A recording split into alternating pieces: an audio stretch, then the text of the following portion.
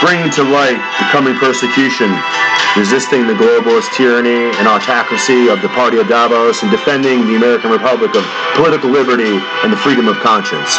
This is the Looking Glass Forum. Welcome back.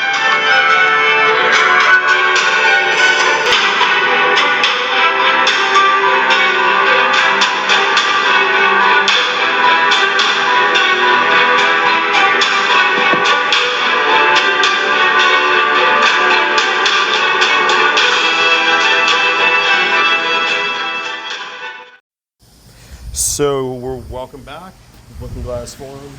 Here we are once again, and we've been working hard. We've been really busy. It's been hard to get the time to put together another episode. So we've been working 12-hour shifts, 7 days a week. My wife's busy with her work, and she has a small business that she runs. She actually works a full-time job also, and like I said, I've been working 7 days a week. And we're just very busy, so it's hard to kind of get time sometimes to put these together, but I want to take time to just shed light on what really is the unspoken byline, the buried lead, if you will, the headline that is completely buried, that no one is discussing because there's too much rhetoric, there's too many sideline narratives that are being drummed up to take up all the noise on the social media, like in Google. I mean, these platforms are totally deranged now when it comes to the principle, their existential purpose, and they've become drunk and mad on their power, and they're just completely dysfunctional, obsolete instruments of futility. And we look at them, the New York Times. We look at when you look on Google just for information, just to get an idea of what's happening in the world. It's a prism. It slants the world into this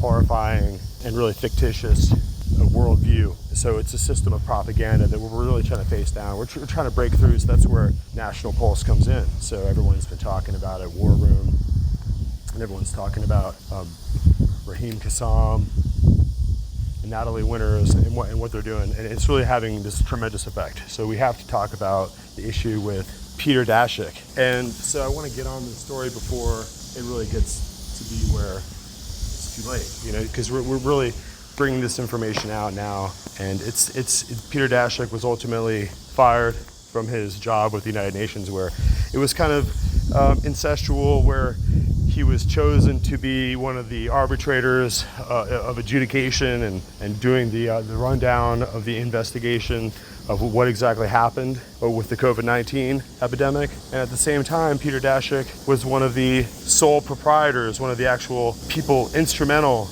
in developing the COVID virus, which was a weaponized gain of function research where they're taking these bad viruses, they're looking at this molecular tissues, looking at the genetic basis for how communicative, how infectious are these viruses, and then changing them to affect humans in an unnatural way. Not in a natural way, but it's horrifying what they've done. And of course, it's going to be covered up and buried. But the Peter Daszak being fired is really just kind of a revelation of reality, where the rubber meets the road. They can no longer really hide the story. They can no longer really do the little dance. And they're predicting Fauci will be next in a few weeks. Of course, they predicted that Peter Daszak would be gone, and that was just 4 weeks ago. And I remember listening at the podcast. I haven't been listening long, but really, guys, let's pay attention here and see that the information is being exposed, and the masquerade is ending. The lights are coming up, and the emperor has no clothes. I mean, we have a completely deranged moron for the president, and we have a lightweight, groveling sycophant for vice president. So many amazing, powerful women that could do such a good job being the vice president, and they have to jam that idiot prostitute Kamala Harris onto the vice president seat. It's really depraved what has happened to our country. And now we have to go back and look as the wave crests of propaganda and bias, mind control that the media seems to assert over the populace, as that seems to fall apart over time. We have to look at the audits. The election audits are coming up here. They can't be stopped. The count is the count. Recognize, people, that these states have the right to draw back their electors at any time. Isn't that crazy how that works constitutionally? So we're only in June. I mean, these constitutional issues regarding president have drawn out before in history for over a long time. They're talking about Trump coming back. I really don't know. Everyone is looking at everyone else like they're crazy, but I really don't know how this works, guys. But we have a major issue. And in the background of that, you have the couple on the Puerto Rican Day parade. So you're a proud young Puerto Rican family, and you're out because this is your time to celebrate the virtue of your particular national ethnic traditions, and these complete deranged animals, these complete despicable monsters. You saw it. It's war, guys. We're in a war, and this is a war of people who have had their souls infected and corrupted by this evil, this ubiquitous field of evil. If you watch The True Detective, it's the psychosphere. It's this, these people are so sold out to selling crack, and really when they're selling crack, they're really crackheads. They just haven't figured it out yet. They're young, they're shooting people, they're selling crack to everybody. They don't realize how that ends is they go to prison and they end up on crack too in a couple of years. So these people selling crack, they're crackheads. They're selling it. They have it. They're trying to earn their little money on it. I mean, the 99% of the value of it was already earned when it came across the border from Colombia in a little pack with the cartel stamp on it. But these idiots are trying to sell ice in winter or whatever, because now they have crack and they cook it up. They cook up the cocaine, they make crack, which is just more toxic and poisonous and addictive, and they sell it to their own community. And this is how you get this complete demoralization. And then the rap culture. We should not permit these savage morons to say this isn't freedom of speech when they get to commit crimes and to threaten people and endanger the welfare of the community, making drug innuendos. And these idiots, these dangerous, murderous psychopaths with the crack, right? I mean, these are the ones who we're at war with. It doesn't matter what shape or form, how it comes. Ultimately, we have to be prepared to clean sweep these cities out. Just because, these people have perpetuated. I mean, if you've lived in America, I talk to all of my friends and family. I mean, there's people that are first and second generation who have been in the country a short time and understand this is a ladder, and you build a business and you do the best that you can, and your world changes. And the people who have been here for generations, their families have been here for generations, and all they've learned how it is to be government dependent and totally with their fatherless homes, guys. Let's take a look at what it is. These people they're fatherless. I mean, there used to be a word for that, but these people have no fathers, and they've grown up in a culture that's told them to massacre and kill one another, and it's just so debased. And the murders in Chicago, it's just so awful. So we lost that entire city to this chaotic bloodshed, internecine violence that just seems to. And then you're going to take this critical race theory and throw it in the middle of that, and it's just gas poured on a flame. And that's what we're dealing with in this culture now. So we're at a point now where we're set up far away in the country. I've heard enough. 3 months before the last election there, where Donald Trump won, and then the Chinese hacked it and stole it, right? So that's what we're going to have to be dealing with. Those are the reality. And of course, if you go into watch MSLSD and CNN and all these kind of, and Twitter, and you just kind of accept the control, the mechanisms of control over dialogue and over thought, the censorship police. If you accept this cancel culture, then ultimately we're at odds at a place in this culture where Russia is starting to take back huge sections of the Soviet Union. China is building its military jumping points across the Pacific towards us and threatening the rest of the world, and basically silencing Australia. It's like Mordor.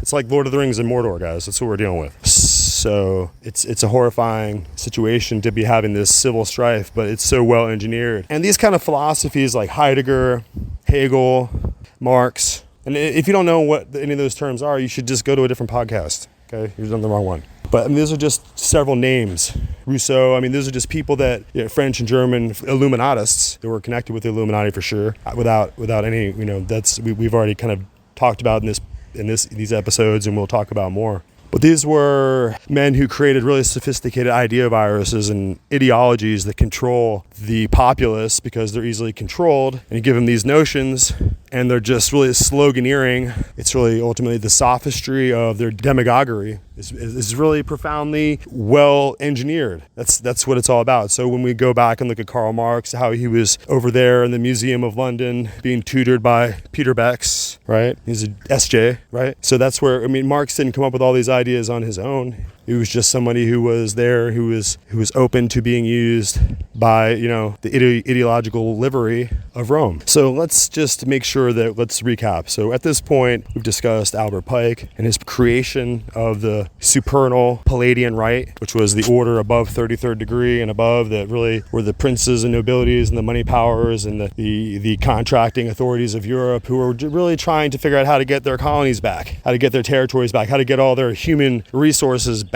That I just declared mutiny. That's how it is in Admiralty, right? An Admiralty law, the law of the high seas, law of the ships and the pirates, right? Jack Sparrow, JS, that's his initials, right? The pirate with the black ship. So you have to understand how Hollywood runs, how these things are just the order of the pattern of power that exists. So the Admiralty law, the law of Hammurabi, the ancient law of the high seas that governed, that really was reinvented again by Rome, because it's necessary to have the laws of these borders, the laws of transacting, that you become universal, and in order to have an empire. If everyone's doing their own thing and on their own different wavelength and on their own different cultural and language barriers and conducting their own totally separate systems, they're not compatible. But port of entry, where different ships come and go and you trade, there has to be a system of trade that's universal, that's understandable between all these different trading partners. So that's where you get into internationalism, and that's how Rome, and that's where we're going, guys. This is globalism, this is internationalism, this is the will towards total empire and total world dominion, and that's what we've been discussing. So let's go ahead and get into another kind of eclectic episode, because now we're at this point now where our learning has cultivated, where we've learned many new things. We've had time to process a lot of these episodes and go through them. We're looking at how the Concordat with the Vatican, the portents only point to one thing. So China was invented in 1949, like the Chinese Communist Party, 1949. That was 1 year before 1948, right? So 1948, that was when Israel was created. And bizarrely, at the same time in Roswell, New Mexico, right? Roswell, New Mexico, that's where they, in 1948, in that time, had the weird UFO landing. And everyone was supposed to be a big cover-up, and they found the aluminum foil stuff, and the alien was dying, the pilot, the alien pilot of the UFO, all these kind of the mythology of the UFO generation was born in 1948. Right? Yes. And that was around the same time that after that Hollywood is going to buoy this entire concept within our minds with E.T. and Star Wars and Flight of the Navigator, Cocoon. Remember?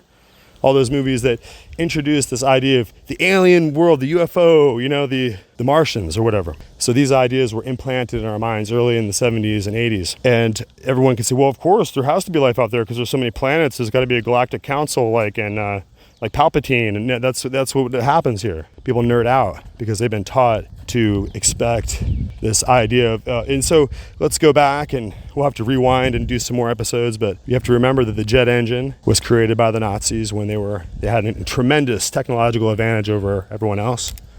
Their engines, famous German motors and the jet engine, they created the V10 rockets, the V rockets that they started to bombard London with, and the V2, is that what it was? And so ultimately they experimented with UFO technology, and then ultimately after the war, the CIA and the Soviet Union swoop in to collect all these really super intelligent scientists, right? So that's Project Paperclip. They're going to scoop up all these German high Nazi command SS scientists and scoop them up and bring them back to work for the CIA. And so in 1949, we have the whole CIA conspiracy regarding Roswell, and then you have to see where this is all leading. Where is the progression of this all leading? When Hitler signed the Vatican Concordat, soon after he liquidated as many of the Jews, millions and millions of Jews across Europe. So what is the Vatican's deal with the CCP going to be about? I mean, I think that Israel, the state of Israel, represents an ideological, philosophical threat to the CCP in the future. So I don't see why they wouldn't try to strike Israel.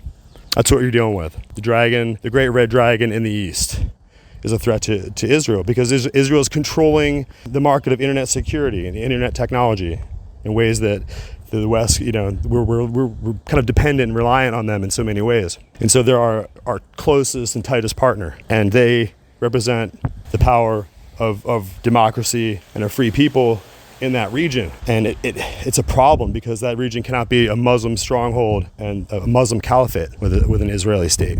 So the agitation with the Palestinians, this constant move towards Armageddon, is not going to slow down or cool off from here on out, guys. That's what we're dealing with. All right, so in this episode, we're going to take a look at some random and correlating information. So let's take a look. Got so much going on here. We're going to get into the voter fraud stuff later in the show. Big headline in Mediaite this morning, Raheem Kassam, is that they're in shock. Monmouth poll shows one-third of Americans, not Republicans, 2/3 of Republicans, one-third of all Americans believe that Biden's only president because of massive voter fraud. And as we told you, that's the reverse of the drop in Biden's approvals. And every day is going to continue as we pound through Georgia, we pound through Arizona, we're going to start pounding through Pennsylvania.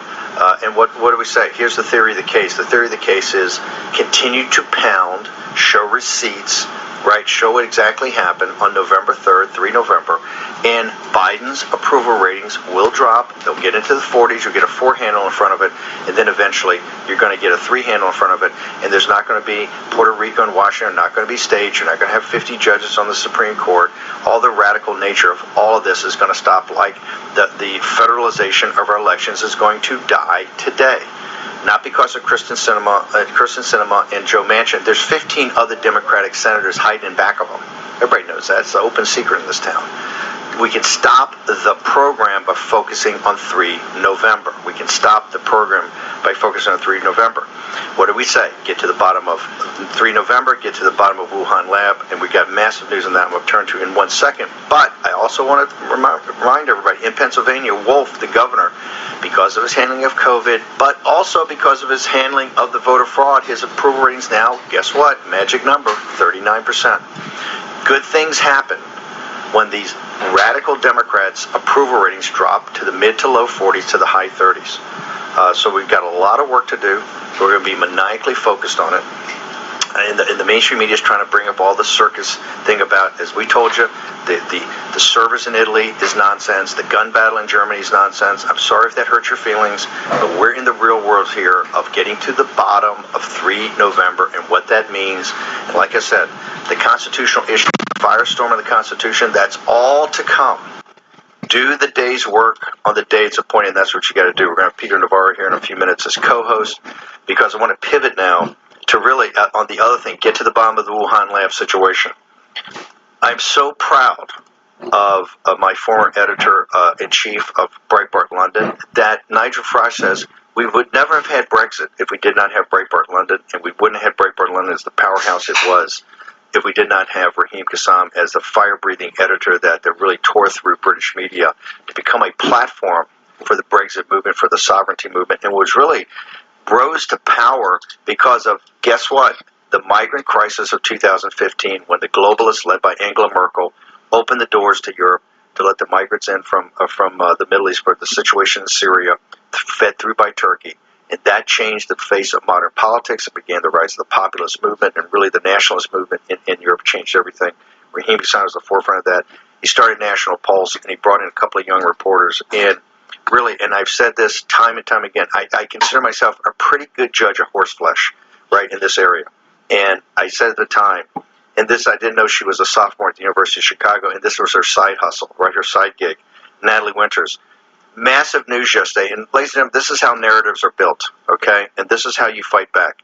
Peter Daszak got fired. The headline, do we have the home screen from the Daily Mail yesterday? Because the home page screen asked, Daszak gets fired. The denier, they fired the denier. And the only reason all his lies and misrepresentations, remember, Daszak's just the first, right? But they served up to the gods of war. They served up a human sacrifice. Not going to be good enough. But they served up, and the reason they served it up is Natalie Winters and Raheem Kassam and the National Pulse. And people, I can't be proud of you too.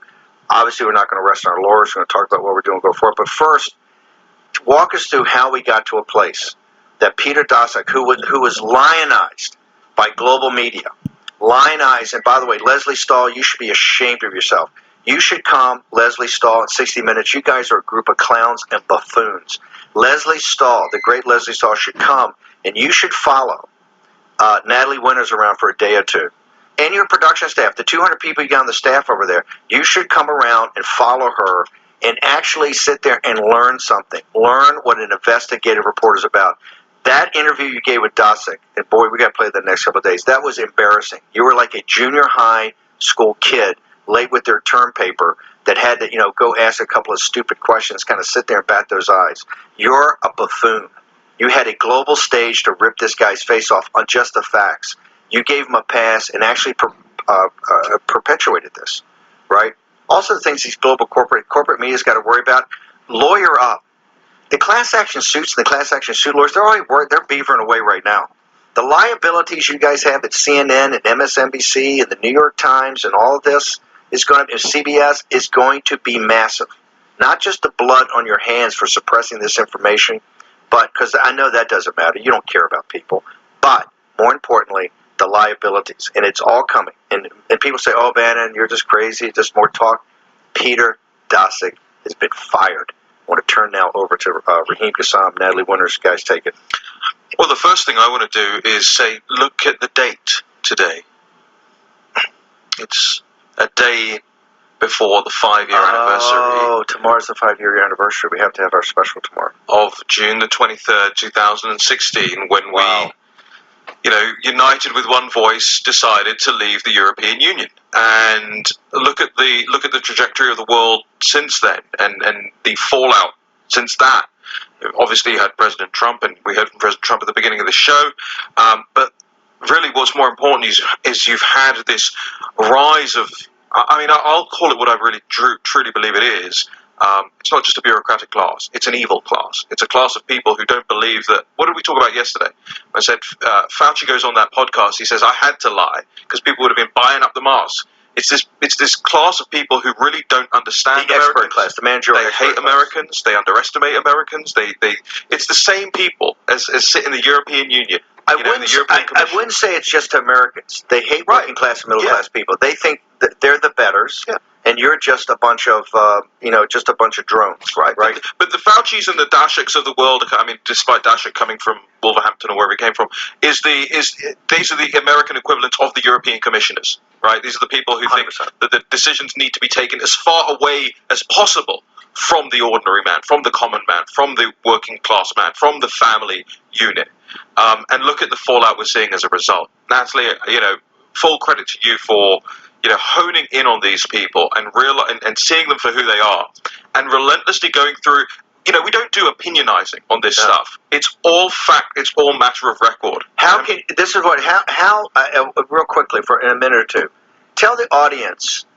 Raheem's the editor, but when he puts you on a topic, how do you get down? Walk through what all the hours and hours, and this is for young people, want to come in and be rock stars, want to talk in front of the mic and get opinions. Doesn't matter. Nobody cares about what your opinion is. What they care about is the work. Talk about the work. How did you actually give it all away? Because remember, we've got that program we're starting. Well, I really think it's all about pattern recognition, and what I mean by that is there are these individuals, whether it's Peter Daszak, Anthony Fauci, Jeffrey Sachs, who have been in business with the Chinese Communist Party in various forms, whether it's taking research grants from them, whether it's serving as consultants for companies that are effectively state-owned enterprises and often arms of the Chinese Communist Party's People's Liberation Army. I'm singling out Jeffrey Sachs there, who's a former consultant for Huawei. But what's really interesting is that whether the news cycle is covering, President Trump's trade war, the origins of COVID-19, anything, these people always seem to find a voice in the mainstream media, find a voice on Chinese Communist Party-run media outlets, and they're consistently peddling the narratives of the Chinese Communist Party. So it's really easy to discern, because even though the mainstream media presents them as these kind of neutral arbiters of fact, or as the Lancet and the World Health Organization would tell you, right, Peter Daszak certainly has no conflicts of interest, although as of yesterday we know that's no longer the case. that's not true. That's not the case. And I think what Raheem said is so correct in that this global elite, whether it's epitomized by Anthony Fauci, Jeffrey Sachs, Peter Daszak, the reason why they defend the Chinese Communist Party so hard, especially now with the origins of COVID-19, is because they know that the economic model that they want, whether it's authoritarian state capitalism, it doesn't exist without the Chinese Communist Party being in power, but more importantly, the Lao Beijing, the hardworking people of China. If they don't have support, or if they don't have the Chinese Communist Party over them, condemning them to slave labor, that the economic model that Jeffrey Sachs and Anthony Fauci and these globalist elites have pushed for years won't happen, and it can't happen. So you can see how hard-hitting and how serious this reporting is coming out. And you have to understand the power of the press here in the United States, that all these huge mega corporations, these enormous Washington Post or whatever, I mean, these big companies media companies are organs to propagate other people's ideas. And everyone's known that since Rosebud, right? Everybody knows this. I mean, since Hirsch wanted to, am I saying that right? Wanted to have so much influence over Hollywood. Yeah. So point is that, look, for these guys to basically just be a shoestring budget, which I respect that, being a podcast of just a few people, and most of the people that are involved with it don't really want to spend very much time doing any work, and they don't really want to come on and help out, but I don't really know how this works, but but they're all signed on with wholehearted support, even though they don't have the time to really kind of get involved sometimes. It's really annoying. And anyway, so we're doing the podcast regardless, and getting whatever support we can from our team here. But I can just see National Pulse over there. They're going through the documents. They're looking. They're doing the work. They're doing the research, media R&D. So they're going to go and develop these stories that no one else has the courage, the wherewithal. I mean, all these so-called journalists that you can see on TV that are being offered to us publicly, just as an offering in the airport, when you're standing in line, everywhere you go, just, this is the channel, this is the news pundit, they're talking to you, they're telling you it, right? So, that information is completely curated bullshit and just propaganda organ. That's really what it is. So to find out really factual information about who actually was involved in developing and creating this lab-grown weapon was Dr. Fauci and Peter Daszak and others that were going to follow. These heads are going to roll, which is amazing because, in their little conspiracy, no one can say they were a conspiracy. In their little conspiracy, they had everyone all, worried and locked up and ready to protect each other and lie. But there's the rest of the world. There's the Natalie Winners and Raheem Kassams of the world who are going to really just only be interested, like a dog with a bone, getting to the bottom of the matter. And that's what you're dealing with here. We're dealing with people that have really just, we owe them such a debt. I'm going to go on there. Maybe I'll hear Raheem say, my name, because I'll be a supporter too. And that's what it's all about. We have to put our, we have to demonetize. We have to demonetize YouTube. We have to demonetize Facebook and Google and New York Times. We have to monetize the National Pulse. And I'm trying to scrape together more money. I never donated money in my life, but I'm going to give money to the Trump Jr., the Trump family, the Trump president. I just love it. I love the idea of a new kind of elite, a new family line that steps in to have the courage to lead the American people in just the old conventional ways of doing business, where America takes the lead and advances and takes us to the moon, takes us to Mars, takes us to the next level. America being a great country. I have no problem with that. I don't feel like we need to hit the brakes and let China begin to take and eat our lunch. These other people are crazy. So they go over there. You heard it. You heard Natalie Winners. Listen to it again.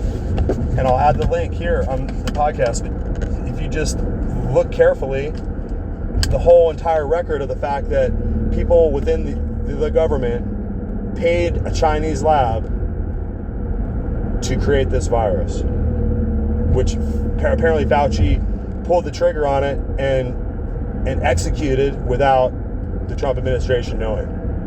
So can you imagine the way that locks in, the way that connects with this election, all the election rules and election laws that got changed? This is a huge and total and complete subversion of our democracy, because they wanted to decide the outcome. They wanted to control the winner. They wanted to, they wanted ultimately to be able to pick the winner of this. And that's why you see Facebook and Zuckerberg money getting involved. These people must be mad. But of course, look at the Justice Department today. They're going to come after me as a white supremacist and a racist and a hater because they can't defend America against the Chinese Communist Party and their missiles and Russian missile technology. But they can come and do the work of the Chinese Communist Party and the Russian Bolshevik throwbacks and come and attack the breadwinners, the actual fathers who are in the homes. We have fathers in the homes taking care of their children, and they're going to make sure that they attack them. And it's an amazing and astonishing persecution of people who have less melanin in their skin, people who are more light complexion. I like pallid skinned. I like that. That's cool. And the simple fact is that the terms black and white are totally terms of invidious and destructive separation. These are terms of conflict, terms of strife, and terms of confusion and opposing forces. And it's, like we said, black and white magic. We went through the whole thing. Listen to the episodes, guys. We already discussed that black and white are not terms that apply to people or to racial features or ethnic backgrounds or cultural heritage, which are the things that people really derive from their national ancestry, their family background, right? The Navajo Nation. We were watching a movie. I think it's beautiful. I hope that they are able to keep their family lines and traditions and their heritage and their national heritage, because that's what a nation is. It doesn't necessarily have to do with borders or policies with other countries. It has to do with the delicate, unique language and mores, and ultimately they have the ability to use modern technology, to use the modern culture to learn more, but they get to keep what's most unique about themselves. And there's many communities all around the world, many communities in Russia, people who are much like the people that we might think of as Eskimos in Alaska, people who have various ways of living in their habitat, in their environments they've adapted to over the course of millennia. Ways of hunting seals. I'm driving my wife's Infiniti because my SUV is in the shop. I don't know how I'm not allowed to drive this, but I had to go to work. And I have to get my huge shift in, my 12-hour shift, so I'm allowed to drive her G37. So that's where I'm at. And I don't call that white privilege, because that's a stupid thing. There is no such thing as white privilege. You mean is it like Anglo, European, descendant American privilege? Maybe.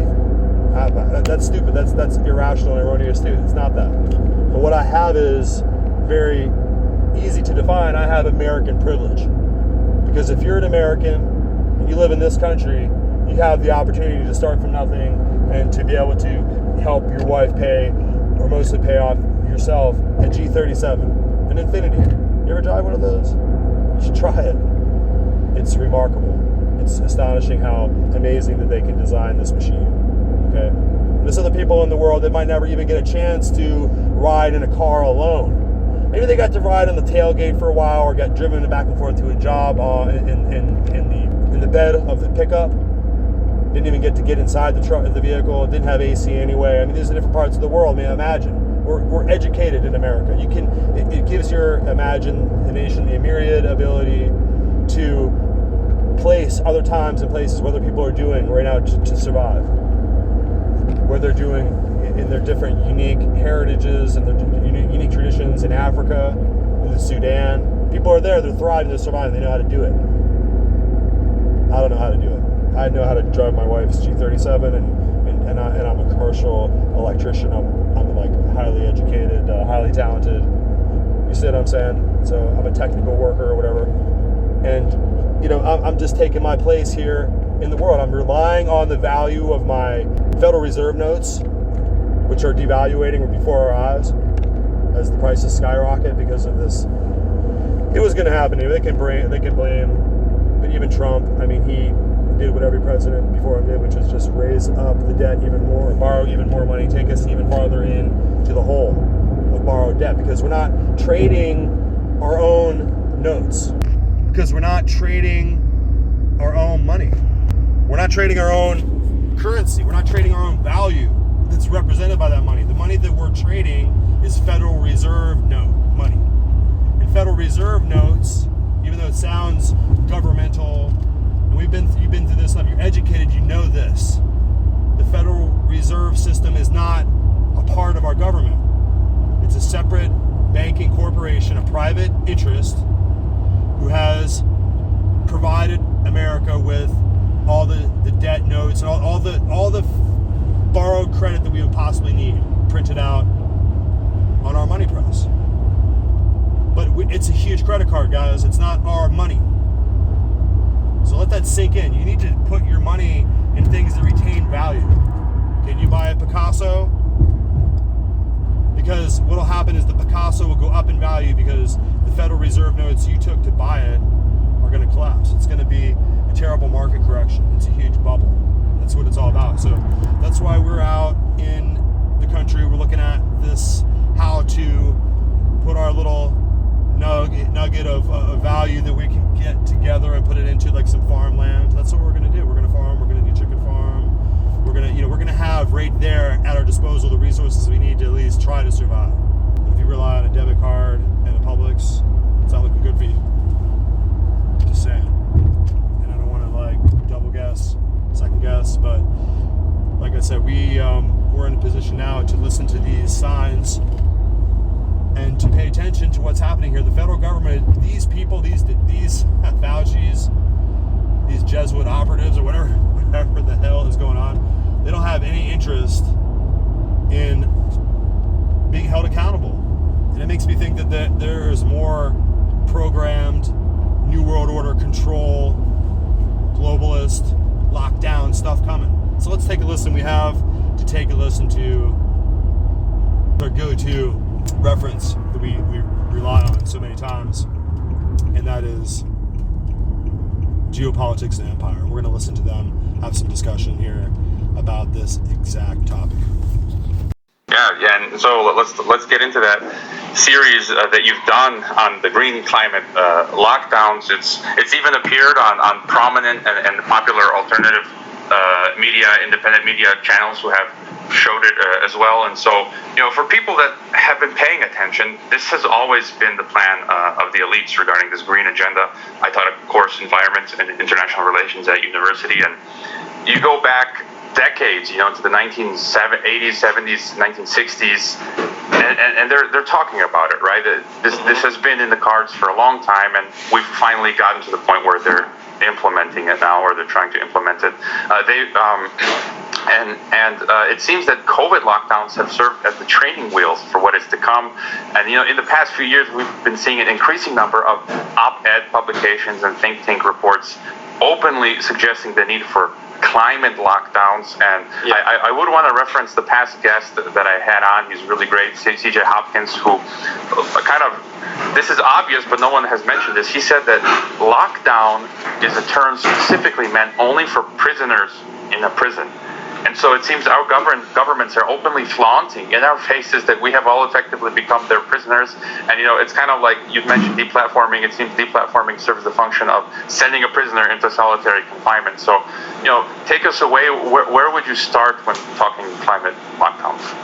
I think that's a very interesting point. That the idea of the lockdown, I would almost say, it's almost more of a ransom situation where I don't think the lockdown is the goal. It's the threat, and that if we did what they wanted, we could get out of it. It's the promise of freedom. It's not that we're just being punished, with lockdowns because they really want to control everything that much. It's that, and the video that went viral kind of explained the logic behind that.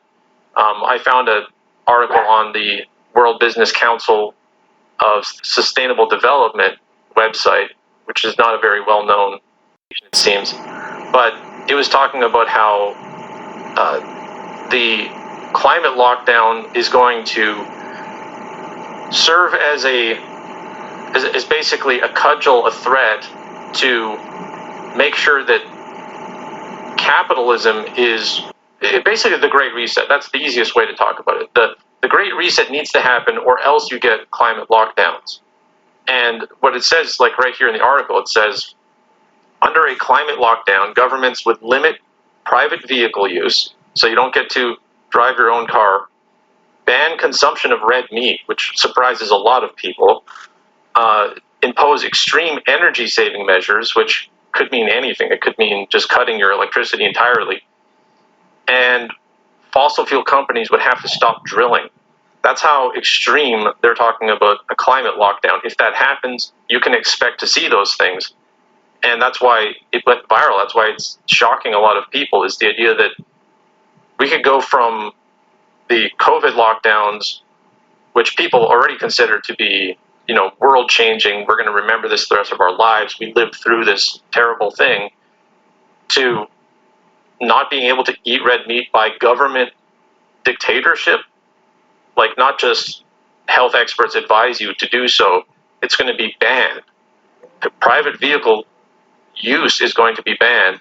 Fossil fuel companies, oil industry just drying up overnight, not being allowed to drill.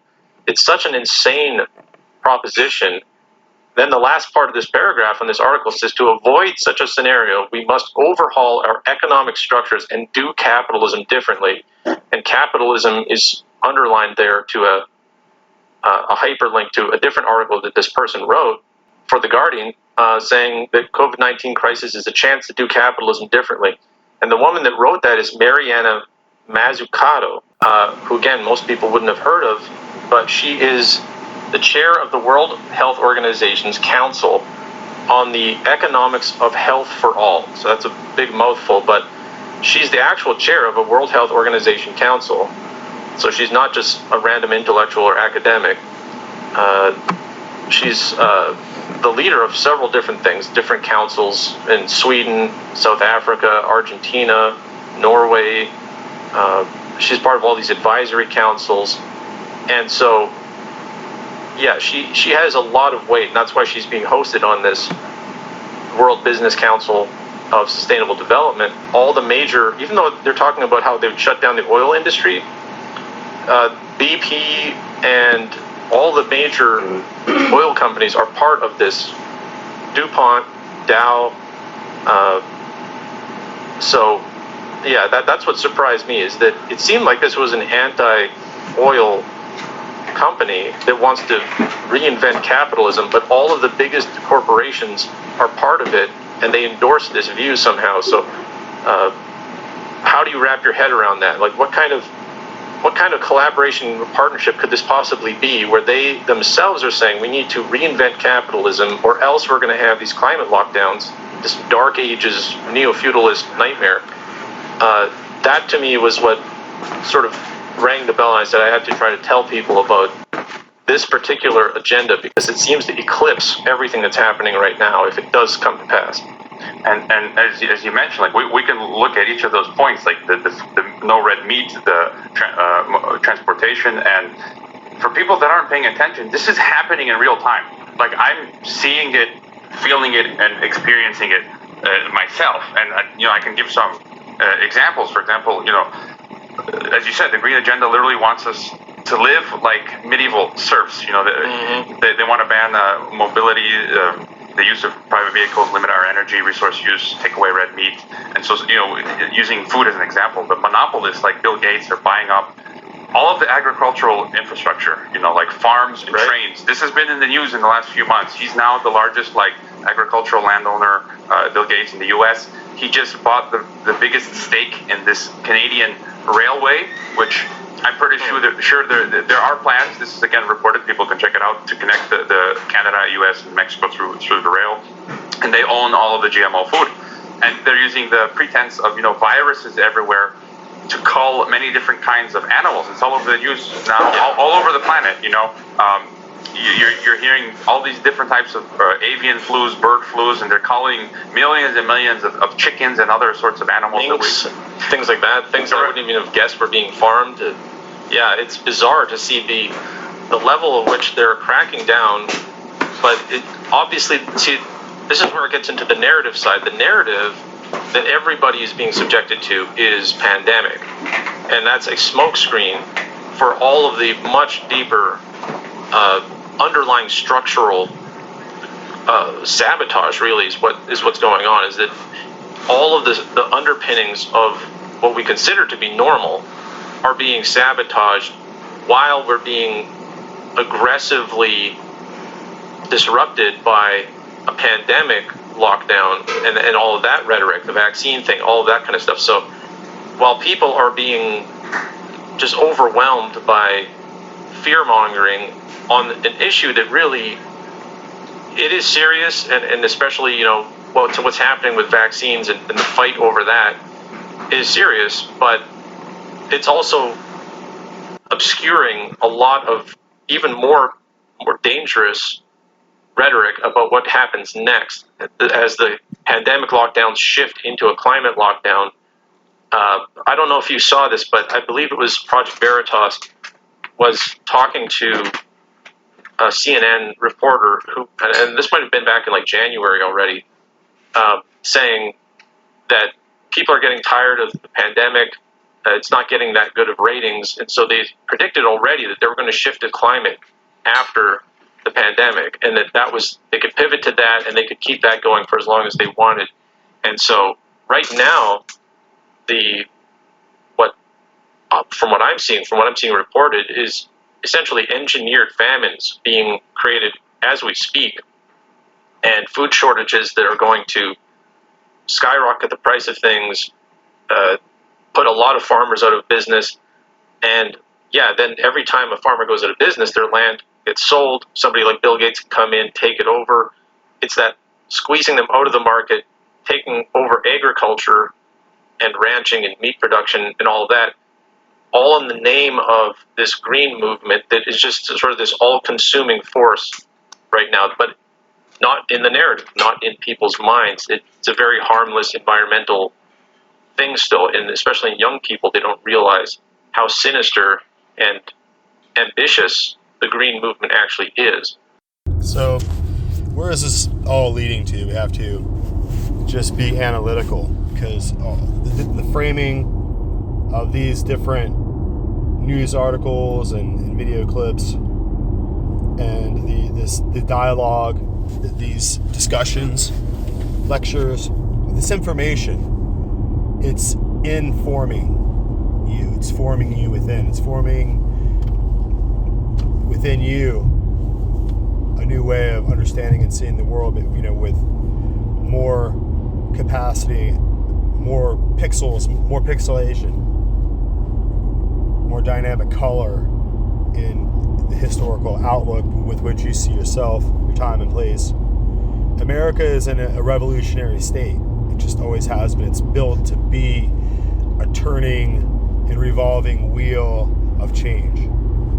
So it's enduring. So these throwbacks, these Antifa people out there in Portland who attacked the federal building, and the Trump flag people who went in the Capitol, who were invited in by the police, and who were used by the QAnon, the Q conspiracy was used to amp these people up and to set them into motion regarding their desire to petition and redress their Congress for different grievances, and the idea that it would be staged and created to become this insurrection. And I think they pictured it more that the QAnon gun-wielding nuts would come out and march through with their AR-15s, but nothing like that happened. So you have to realize that the deep state is trying to inoculate themselves, trying to pretend to be a legitimate de facto government, and really overthrown the de jure First Amendment constitutional government that we convened, you and I convened with enumerated limited powers. It's just going completely overboard. Now the FBI is being weaponized. And you heard the over there in the State Department, Merrick, whatever, Obama wanted to put him on the Supreme Court, so he dodged a bullet right there. But now he's up there. They're going to white national, white supremacist, assault weapon this thing until it's just become a total issue. And they're going to creep up with legislation until the American people react, because they want to keep their freedoms and liberties intact. And when they react, they'll point at those people, just the public at large, and they'll be the insurrectionists. So that's what we're dealing with. We're dealing with a quagmire, a complex catch-22. Remember the old X-22 report? Q. Yeah, we had to take a close look at that, and I was always suspicious of it. I mean, we won't revisit it. But in any case, we have to take a look at how responsible is the FBI in planting assets and agents and witnesses and people that they were using for their own purposes, for court, for testimony reasons. How many of these people were there embedded before the riot that took place at the Capitol, or the insurrection, or what have you? Apparently, from the information that's going to come out, Christopher Wray and the FBI and other who knows what apparatus has had many, many people at the Trump rally and at the insurrection. And so many so that many of their own people, their own witnesses, their own, snitches, right? Their snitches were wearing the Trump flags and running all throughout there at a high ratio. So some of the arrests would have 12 or 15 people being arrested, and 5 or 6 or 7 of them being FBI snitches. So you can see the dilemma. We are the Obama left, the Antifa radicals, the Soros-funded critical race theory, the thing that's being pumped into the military. It's causing destruction within the ranks. It's causing problems such that they can't have cohesion among their ranks. They can't have unit cohesion because they have the transgender, the whole gay agenda being unfurled in the military. So men, you have to be tucked into the foxhole with, and who you have to shower with, and are maybe men who are trying to peek at you in the shower because they're sexually attracted to you. It's confusion now. It just seeds a whole level of confusion within the ranks, so that the brotherhood, the camaraderie, the band of brothers, that kind of warrior fraternity that takes place within the military ranks is muted, stunted, and deformed because of the perversion that they're letting in. It's perversion. It's perverted. It's sexually perverted. There should just be some pinup girls, right? That's what it should be. There should be some men. They should be they should be cussing, playing cards, and there should be a pinup girl, and that's it. So, and also in the military with the critical race theory, now you have the whole issue of looking over and who's the commander and what race are they and who's being promoted and what race are they and how many lieutenant, colonel, commander, general, lieutenant, brigadiers you have that are black and which ones are white and who commands who. It's completely... In China, they don't have this problem. They look over and they see their commander or their subordinate, they just see another Chinese guy. There's no black guys or white guys or Latinos or Latinx or whatever. They don't have this confusion. Same within Russia. There's Russians. They don't let homosexuals in the military in Russia. It doesn't work. It's not about homosexuals. It's really just about the military functions better when all the men are men. They're preoccupied with the things that all the other men in the unit are preoccupied with, and that's it. That's how you have one mind, one unitary command structure. You can't have that. You can't have it any other way, guys. And there's no other way to say it. That's why you're going to see some of these individuals within the military coming out, and you know, it must have created this hair pulling, you know, teeth gnashing issue in the Pentagon. So it's not an issue out where I live. We're good with it. We have everything straight. So we have to look at the big picture here, guys. It looks like that Fauci and Pete Daszak were designing, you know, we're at a point in history where you can just fund your own designer illness, your own designer contagion within the lab. And that's what happened. They used federal money. And Donald Trump, a lot of stuff happened under his watch. The whole, like, you know, COVID epidemic and the whole response with the vaccines. The vaccines are fucking horrible. And no one can say that. You'll get banned. Right? You get banned if you say that how bad the vaccines are. They're terrible. You'll get banned. So your own, it's better if you just take your own luck with it and do your best, you know, or maybe with the zinc and the ivermectin, or just, you know what I mean, just if you're older, or if you're a little bit overweight, or just have those kind of concerns, I think you're better off just taking the what Donald Trump said, chloroquine, something, right? So that's where we're at, guys. I mean, at this point, I think that everyone's on vacation right now. I see them rolling around with their campers. And everyone is, you know, just watching the value of their money dissolve. It's like the Weimar Republic. One of these, I've been so disorganized recently. I do try to put together really good episodes for you guys. But recently it's been a little bit hectic, so now I have to just show you what I've been listening to, and it really becomes asymmetrical. Sometimes one thing doesn't lead neatly to the next clue.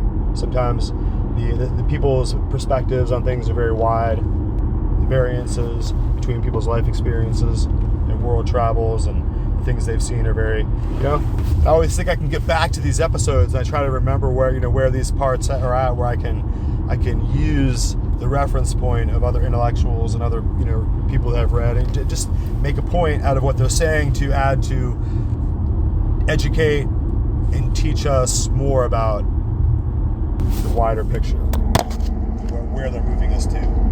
So that's what I'm going to attempt to do here, and that's why I'm working hard to just make sure that we can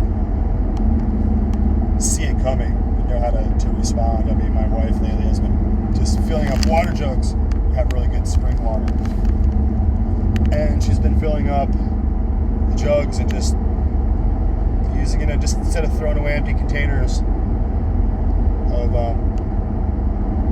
Hawaiian punch or whatever, you know, she'll clean them out and she'll fill them up with water, and she's just storing the water. She's storing them because sometimes you never know what's going to happen, man. It's just, you have to just think about any given moment. It's like a game of musical chairs. The music is going to stop, and you have to be able to know that you're going to get a chair, and you're going to be able to, you know, keep moving forward. This money, just, you got to look at over and over again. You know, Mises Institute. I mean, if you listen to anything that's going on out there, Peter Schiff, I mean, he's just right on.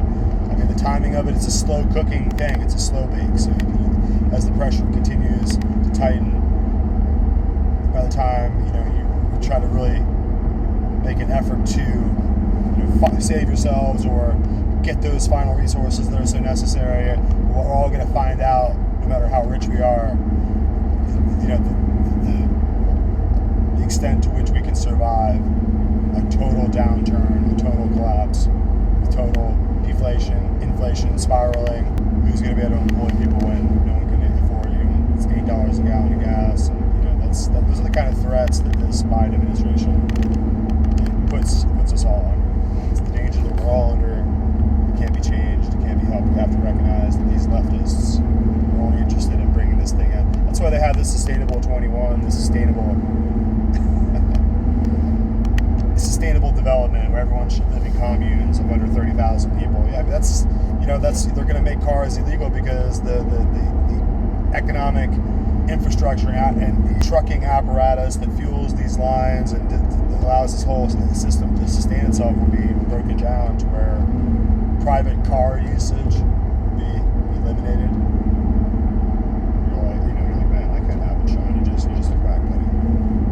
Listen to me there. We'll go through these interviews and we'll listen to these discussions, and we're going to talk more deeply about what the plans are for lining up a new international order with one system.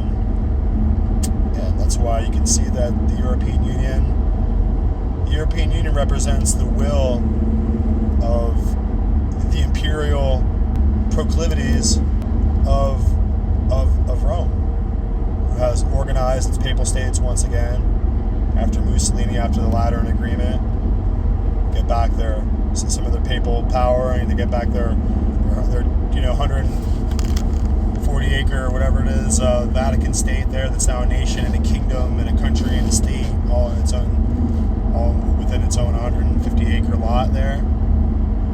That power structure that uses Italy to wield influence within the international community. So can you imagine that in the United Nations, Italy has its own Italy seat, the seat of Italy. It has its own Vatican seat of the Holy See.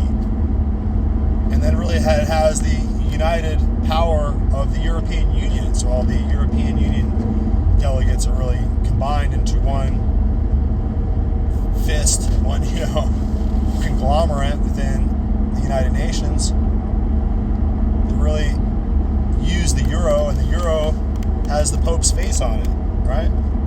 So if you get you a euro coin, it has the Pope's face right on there. So that just tells you who's in charge. And the United Nations represents the will to unite the nations for the little seat. There's a little seat that has a seat at the table like all the other big nations. And that little nation,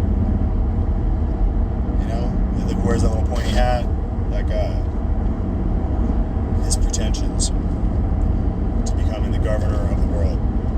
So we're going to listen to some of kind of an eclectic mix today of what I listen to and how, and I didn't have, like I said, have as much time. So, but I do try to keep up. I do try to listen to as much as I'm able to, and to convey some of those ideas to you so that you can, look and see. Like I said, right now it's time to buy silver and gold. If you're up there where you can just buy a gold coin every week or every month, you should do it. And you should secure that, and you should think about what it takes to secure that hard money around you, and you should secure yourself, and you should just, like I said, hunker down, because it's going to be hard to moving forward when you see the price of lumber. But these are just artificial, just like the big stock crash that's coming. It reminds me of 1929. JFK, John Fitzgerald Kennedy, the president who was murdered and assassinated. His father, Joseph P. Kennedy, was the big, hugely wealthy, at that time, maybe billionaire, even tycoon, super wealthy tycoon in the 1920s who called in the all big short, whatever they call it, right? He was one of the ones who precipitated the Great Depression. And then, of course, FDR comes in and uses that huge economic hole to his advantage to do all the things that they did. So they introduced many things at that time during that Great Depression, during the 1929, 30, 31, up to 33. That's when we're going to get him to have to deal with Hitler in World War II. And during that time, they take such great advantage of the United States. They introduce Social Security numbers. Now you have to have a Social Security card. You have to have a birth certificate, okay? Because they have to understand who they're taxing. They have to enumerate all the people. They have to give them each a tag number, a serial code, because now they have to be traded in commerce, okay? That's what's happening. Because of that Great Depression, we were totally bankrupt. There was nothing else left. There was no land left. There was nothing else left to trade except for biological property. So that's why you would have the free people have to become Social Security numbered federal citizens of the new Washington power structure. Birth certificates, death certificates, tax ID numbers, social security numbers, all these different forms of identification. So when you were born, this is just for the common folks, so if you're really wealthy and you're one of the elite, you're born, you don't go to the hospital. I mean, come on. You have a room made up in your estates in one of your mansions, and you have the nurses and the doctors come in and you pay them. You have a wonderful child, and you send them away, and the child grows up, and you don't get them stamped and numbered and labeled and social security numbered and get their little foot stamped in ink. That's property. They're taking their property and they're numbering it and they're fitting it with a serial codification, a system of codification by which they count and enumerate products. That's what they started doing. The babies. Social security number is so helpful. No, it's not helpful. And this is how they started taxing people. This is where the IRS comes in. They couldn't put the IRS in the United States. It's just illegal. They had to put it in Puerto Rico. That's where the IRS is set up. It's set up offshore. So the whole offshore system is a system of admiralty, offshore bankings. They're going a couple miles offshore, international waters. Now the law changes, right? You got a yacht, you pop over to international waters. The United States doesn't bother you anymore, guys. We're not on that level. We don't have a G6. We don't fly to our chateau in France. We don't get it. So we're all numbered. We're all Social Security, federal citizen slaves. You just don't understand how it works. They've built on it. They built this system of IDs, the driver's license. A driver, they used to license drivers. You know what a driver was? A driver was somebody who'd ride his horse, crack his whip like a cracker. Remember that's what the old Southern cracker was. You crack the whip. You crack the whip because you're driving your herd. You're driving your steers. You're ranging them across the land. You're moving them from Oklahoma to Missouri or whatever to take them to the market, right? You're driving your steers. It used to be just open land. So if you knew the pathway, you could just drive your steers through the range. And if you wanted to cross through these different territories, you had to have a driver license at some point, right? And they built on that. They just built on it and built on it. Now you're not a driver, but you're moving with a motor vehicle. You're moving. You're not driving, like I'm going to go drive. What does that mean? You're going to drive some steers? You're going to herd some cattle? You don't even know what driving means. These are the words. This is the way the system is built. So you don't really need a driver's license to move, to get out, and you buy a vehicle and you want to move around place to place freely, like you want to just take a walk down a sidewalk. Eventually, will you have to have a walker's license to just walk down the sidewalk? So you're in your vehicle, you're moving, but you have to be licensed and permitted. You have to get a gun permit. They permit you. You have to go to them to see if they permit you. They say, we permit you, now you're good. Oh, I'm good, I got permitted. Did? They permitted you? Well, good for you. Like, man, what if they don't permit you? Where did your Second Amendment right go if they don't permit you? Well, it got taken because it did? Because they permit you now? They license your pet. You have to get a pet license. License, bro. Social Security shit is bullshit. The whole system of... And ultimately, you can see, well, there's something you can do, but there'll become a point where you have to submit to it, and you'll have to move towards whether you're going to take this system of identification or not. And so you have to build for yourself a time and place, a capacity, ability to guard, an ability to just take care of your own self, because this whole thing is going to come to a head. And it reminds me of the time of the Lord, when he was born, because it was really hard for them to ever discredit the time of Yeshua, of Jesus Christ when he was born, because it was a time when Caesar called for there to be a census. So they're going to do a census of all the people and count everyone in their new dominion. Because now, just shortly before that, I think we're on Tiberius, but just a few, 10 to 12 years before that, Julius Caesar had just taken over the entire republic. It's as if Donald Trump storms into the Capitol with an army and just takes it over and starts issuing commands. That's what happened with Julius Caesar in the setting. And ultimately they did kill him, but Augustus takes over.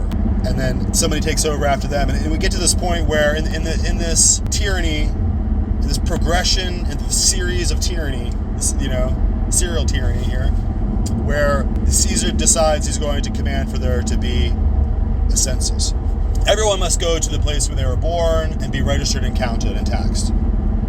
So in this flight, in this stampede, in this madness of this new imperium, in the wake of this new dictatorship, and this new conglomerate of imperial power, so that all these different groups, all these different fiefdoms and different satrapies, different principalities that were controlled by Rome, could be governed, taxed, defended, and correctly governed through the intelligent leadership and centralized power, the universal dominion that they were trying to set up there in Rome. So ultimately, Jesus, Mary, and Joseph, Jesus not being born yet, but being, his mother just suddenly being overshadowed and being pregnant, even though they weren't married yet. It must have been a marvelous and an amazing event to have taken place, where suddenly the Lord is going to be born into the world.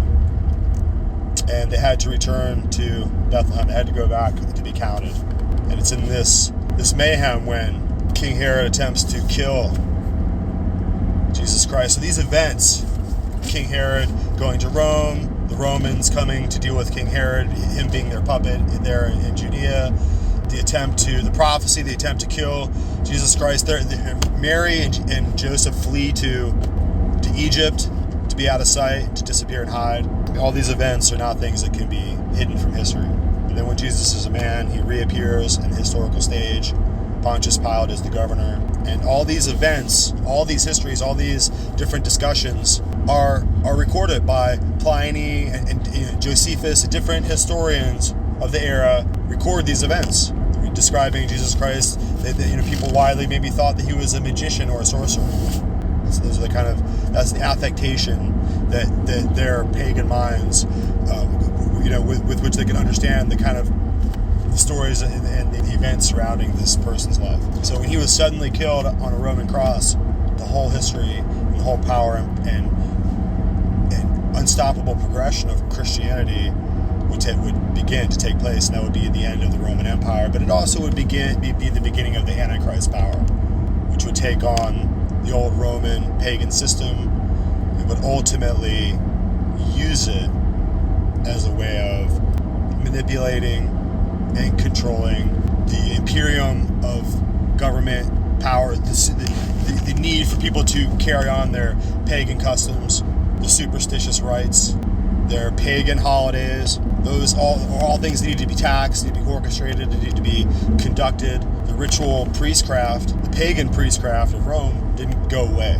because of the advent of Jesus Christ. They simply just used it as a facade and like a wolf in sheep's clothing to masquerade before the world as if they had the pontifical authority of heaven, right? But the entire dominion, the entire universal empire the Pope controls today is the constituent imperial throne that was established by Caesar. All right, so let's listen to some more of these fascinating discussions here. That interesting discussion happens to be the original subject that I was talking about before I got on that crazy tangent. And we were discussing how that it seemed like the FBI had a lot of assets building up towards this insurrection on January 6th. Was it an FBI-created insurrection? Were there people who were assets and working for the FBI who were crucial in getting certain QAnon radicals amped up and pushing them and kind of setting them up to be this white supremacist radical insurrection that they kind of put on the headlines? So let's take a listen to Dinesh D'Souza. He has a fascinating outlook. There is a bombshell article in Revolver News, which is becoming a very important investigative journalism site. And in this article, we get for the first time a case, an argument for why January 6th might have been an FBI setup, might have been, in fact, a sort of deep state operation. And I'm delighted to have Dr. Darren Beattie, the founder of Revolver News, join me on the podcast to talk about it. Darren, welcome, and thank you for coming on board. In this article, you begin with a question that Amy Klobuchar put to FBI Director Christopher Wray. And the question, as I understand it, was something to the effect of, don't you wish that you had infiltrated these January 6 groups? And by groups here, you mean groups like the Proud Boys and others. Don't you wish that you were already in on these groups and had information about what they were about to do? But what your article suggests is that it is possible, perhaps even likely, that the FBI did in fact infiltrate these groups and did in fact have information, and not only that, might have actually been among the instigators of the whole operation. Say a word about that. Well, yes, you're precisely right about that, and the opening scene of this Revolver.News bombshell is quite something, because as you suggest, it is Amy Klobuchar asking a question about infiltration, but begging the entire question by simply saying, "Oh, don't you wish you had?" Wouldn't it have been better if she just asked, "Did you?" She just sets it up for him to evade the question, which he probably would have done anyway. But Revolver.News is neither as presumptuous nor is it as accommodating as Senator Klobuchar, and so we pose the questions directly. And I'm happy to report here that this has gained steam at the congressional level. In fact, the questions that we pose in the Revolver.News article, Representative Matt Gaetz has written those questions in a formal letter to Christopher Wray and has gotten multiple congressional signatories onto this letter. So this is already, it's blowing up in the media. It's probably the biggest story in the country, and now it's being taken up in Congress. Well, and I can see that the left is already starting to freak out, and they're trying to come up with objections and explanations. But before we get to those, let's just keep going here, because right after January 6th, there was a kind of public acknowledgement through the government that this was a kind of a failed intelligence operation. And we have all kinds of statements to the effect I'm not going to read. This is from your article about the intelligence failure. A bipartisan Senate investigation found security and intelligence failures at every level, failing to warn of a potential of violence, a failure of leadership. So the narrative here is that the FBI was taken by surprise, the Capitol Police was taken by surprise, none of them knew this was coming. So in a sense, that's bad. But what you say in the article is what would be even worse is if these guys not only knew about it, but were cooking it up. In other words, if they were actively involved in fomenting January 6th, at which point they could then turn around and get the political targets that they had actually set up in the first place. Yeah, precisely. I mean, there are three possibilities to consider. One is the official story, which is a fairly unbelievable story, but they've converged on this pretty strongly, and that is the intelligence failure narrative. That we had no idea that there could be violence leading up to January 6th. We just completely dropped the ball. We had no intelligence along these lines. That's why the Capitol basically had worse security on January 6th than any other day. It's like, sitting at Passover, why is this night different than all other nights? Well, why is January 6th different than all other days where it has uniquely bad security on that day? That's a question unto itself. So there's the intelligence failure thesis, which is, of course, convenient for them because it detracts from the sinister possibilities that we explore, but also the solution to that is more surveillance capabilities. Basically, it tees them up for their next ask, which is we need more funding for Patriot Act 2.0, which means this time we're going after patriots. So that narrative serves them well along a number of dimensions. The second possibility is that they did infiltrate these groups. They knew there was possibility for violence, and they just sit back and let it happen for their own purposes. And the third possibility is that, even worse than sitting back and let it happen, that there were key members at senior positions within these so-called militia groups associated with January 6th, namely the Oath Keepers, Proud Boys, and Three Percenters, key senior figures in here who are listed as person X, person Y, and individual in the charging documents, who are actually federal operatives in some capacity, either as informants or undercover agents. And so I think those second and third possibilities are the most damning and by far the most likely. Now let's turn to what I think is a very kind of telling clue as to how to referee among these different possibilities, and this is the phenomenon of the unindicted co-conspirator.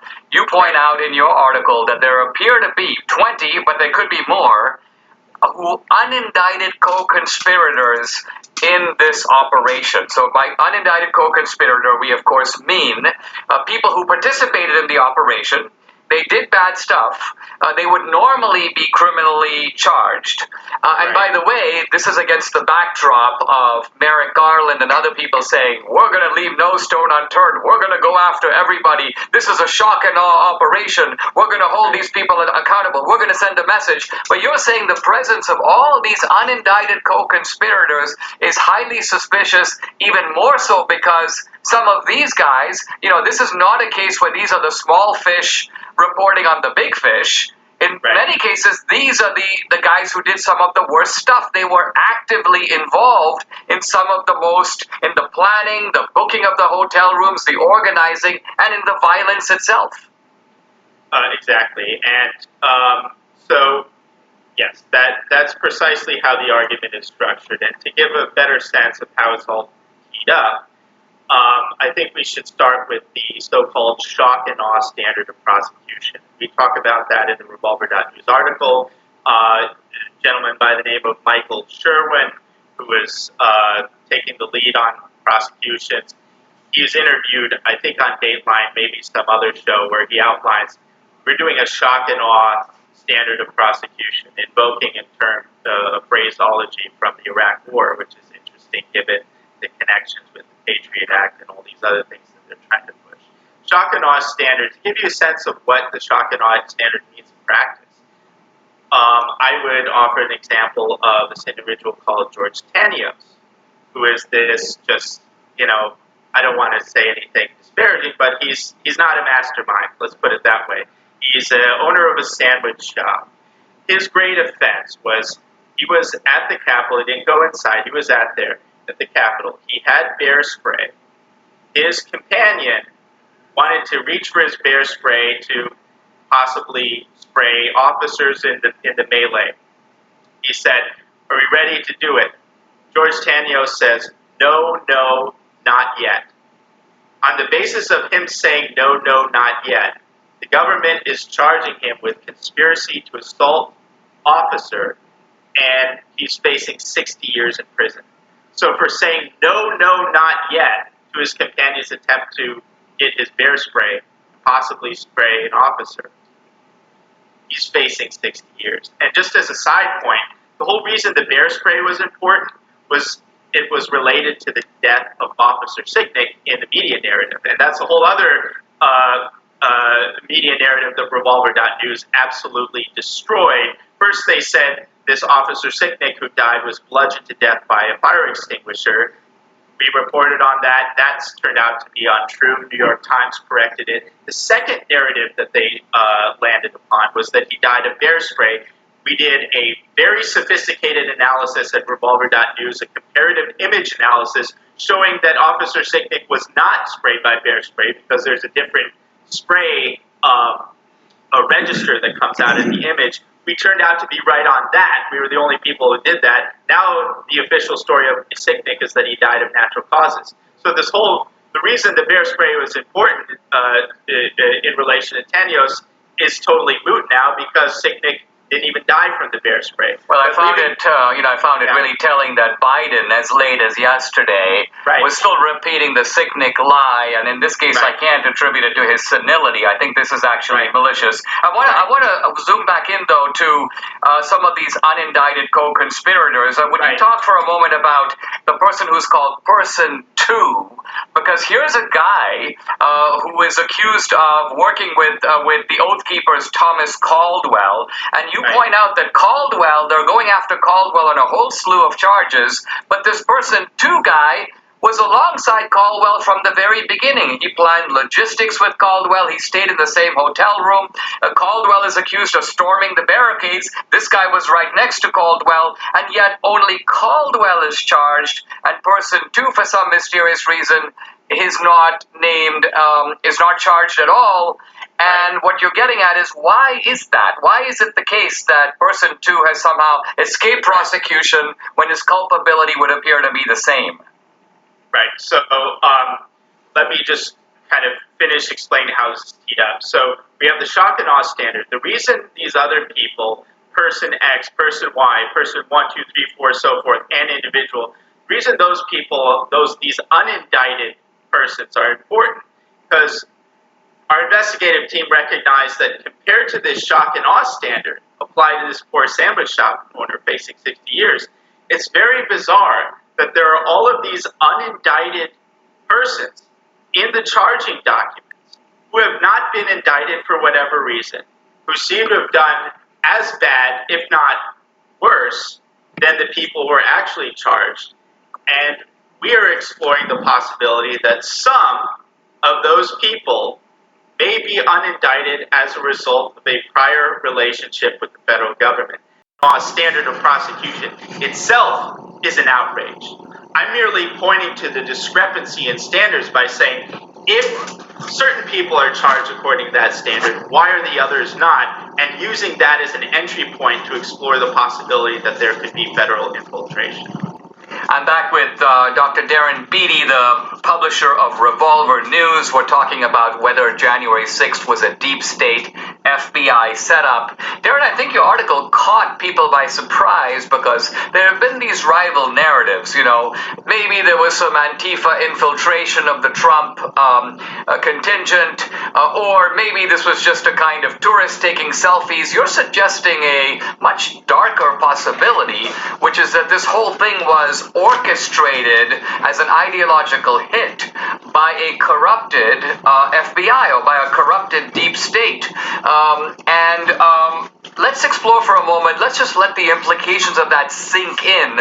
Would you say this is why the left is freaking out so much about this article? Is it because they realize that this whole narrative that they've tried to exploit is now sort of, well, if what you say is true, boomeranging right back on them?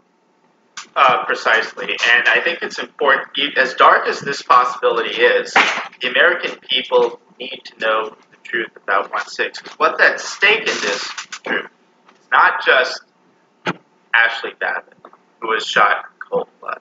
It's not just the hundreds of people that we've learned from Julie Kelly's amazing reporting who are being held in prison as political prisoners, as a violation of human rights in a disgraceful fashion. It's not just about them.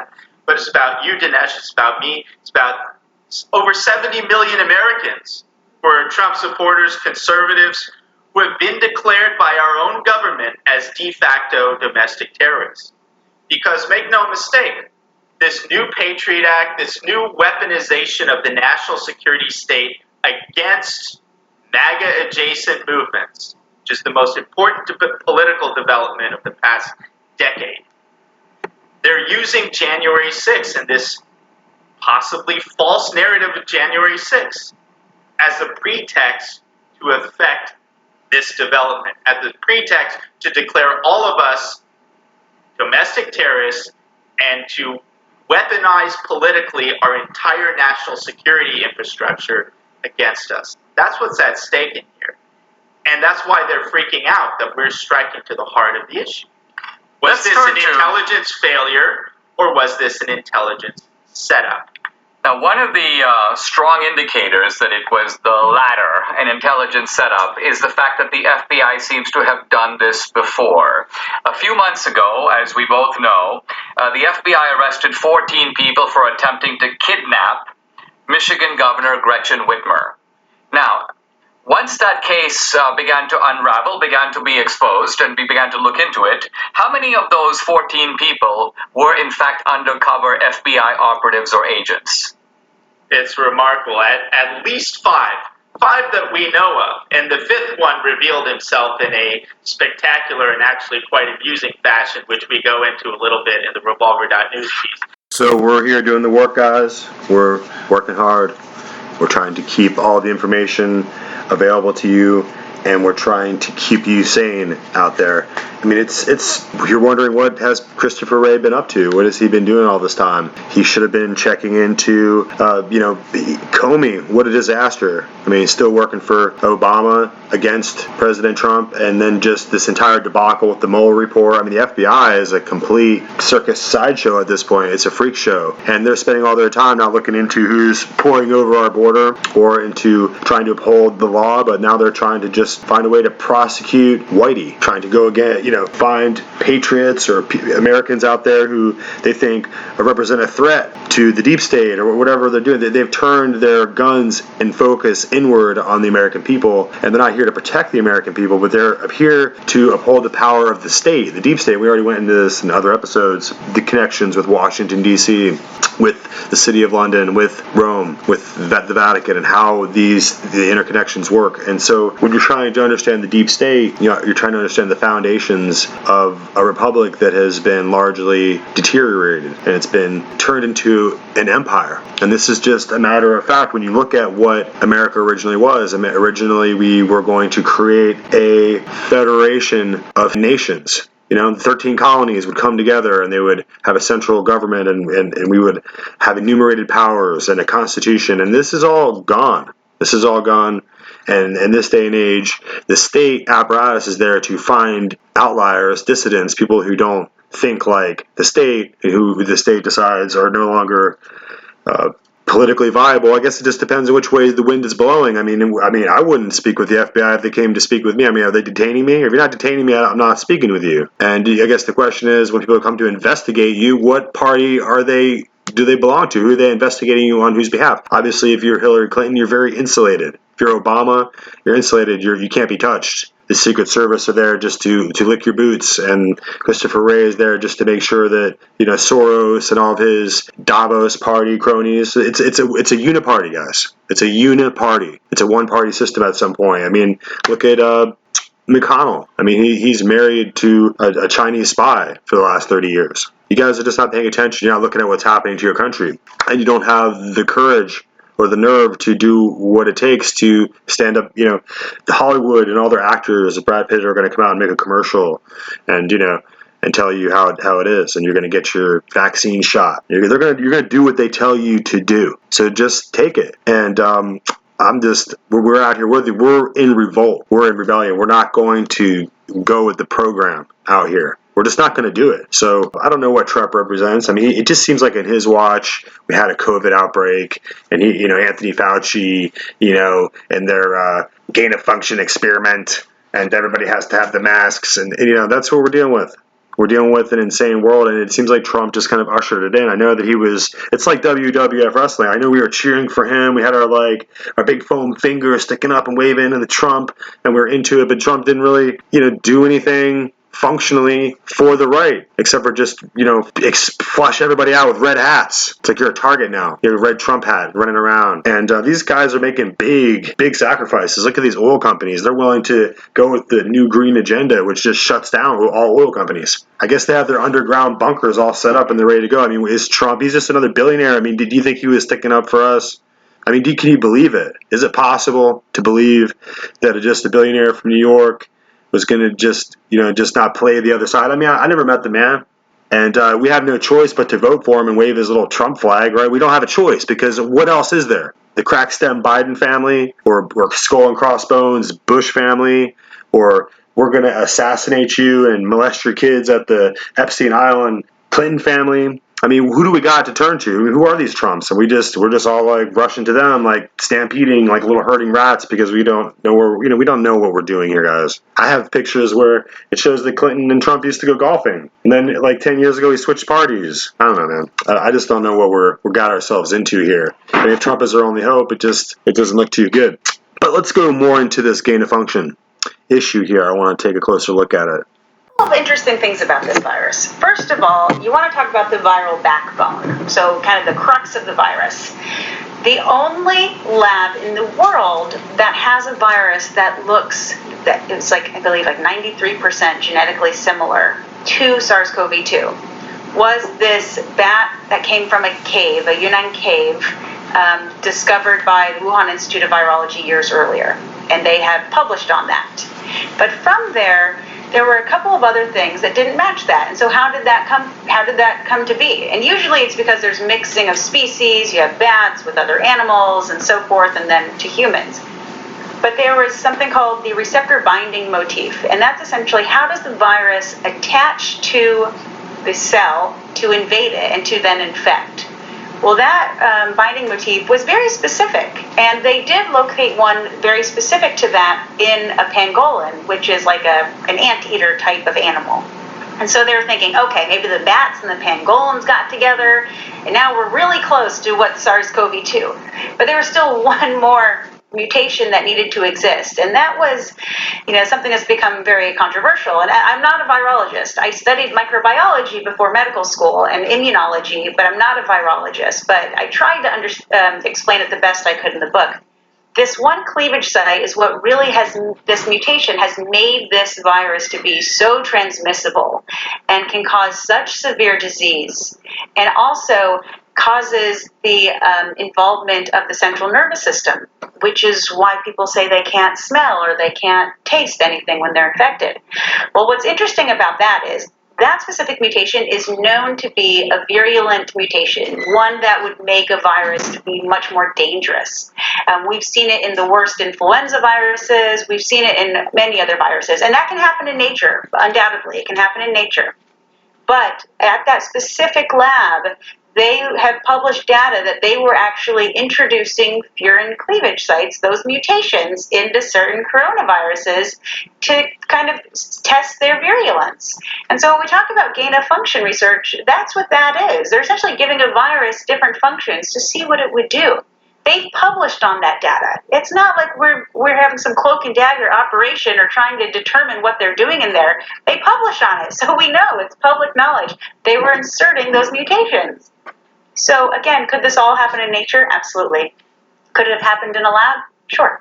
It needs to be investigated. And before we continue, I wanted to invite everyone to subscribe to Epoch TV. That's where you can get all of our exclusive content, including our new documentary, DeSantis, Florida versus Lockdowns, and a whole suite of other exclusive content. That's at epochtv.com/ATL.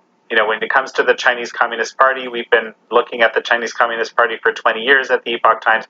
Everything is highly politicized, right? So you assume that that's going to be part of the answer to the question. So one of the things that you note in there is that the virus, all the samples of the virus at the Wuhan lab, or samples of virus at the Wuhan lab, were destroyed early on. Well, there are a couple things that people still aren't talking about, which I'm just kind of waiting for them to talk about. I mean, they're in the book, so maybe they will at some point. You mentioned that the viral samples were destroyed. Not just the viral samples in the lab. Viral samples from the hospitals were destroyed. And that was their way of saying, we want them destroyed so they don't infect anybody else. But that's not really how public health works.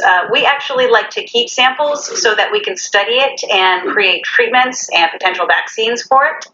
And then if you remember very early on, the mantra was that the Chinese Communist Party is being much more forthcoming this time around. If you remember with the original SARS outbreak, they weren't forthcoming, giving the genetic sequence. They're really keeping things close to the vest. But yes, they did put forth that the genetic sequence, which a couple days later is when the mRNA vaccines started being made. It was pretty incredible.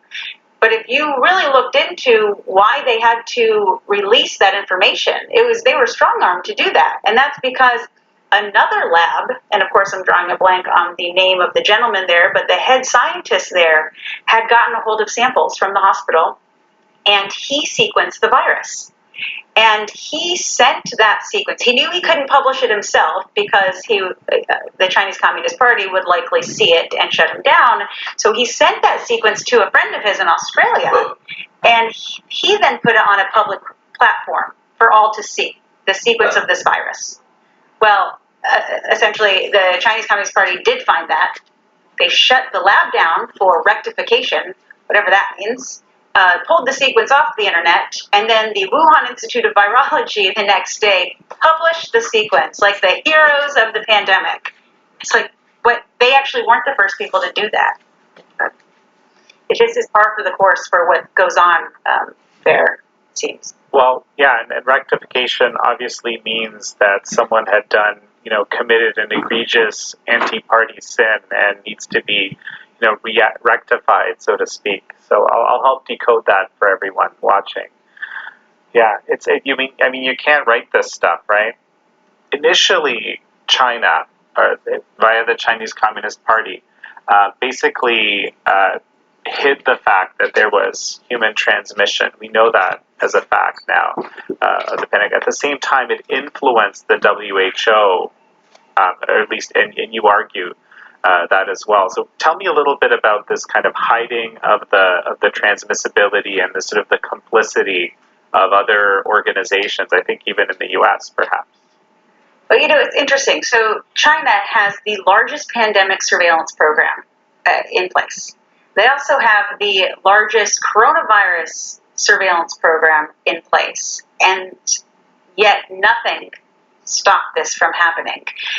The alarm wasn't sounded for a potential epidemic or local outbreak. None of this occurred. You had some very brave Chinese whistleblower physicians who were alerting colleagues, friends on some of their local platforms, but you didn't really hear anything from the government until weeks later.